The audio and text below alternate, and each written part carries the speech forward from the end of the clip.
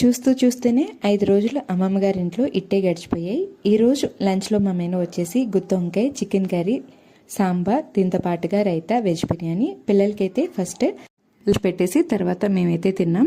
సాయంత్రం అయితే తీర్థం స్టార్ట్ అయింది ఇంటి దగ్గర. ఇలా మ్యాక్సిమం అందరూ కూడా తీర్థం జరిగేటప్పుడు బయటకు వచ్చి కూర్చుంటాం. ఈరోజు అయితే అమ్మవారికి పళ్ళు ఇస్తారు.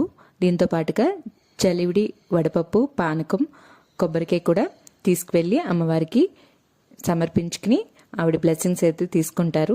ఇలా ఇంట్లో చుట్టాలందరూ కూడా చక్కగా రెడీ అవుతారు.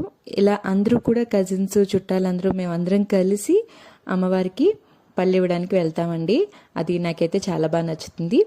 మ్యాక్సిమం ఇలా ఊర్లో తీర్థం జరిగేటప్పుడు ఊరి ఆడపడుచు కంపల్సరీ మిస్ అవ్వకుండా వస్తారండి, అమ్మవారిని దర్శించుకుంటారు. మ్యాక్సిమం మేము కూడా రావడానికి ట్రై చేస్తూ ఉంటాం తీర్థానికి. మీకు కూడా ఈ వీడియో కనుక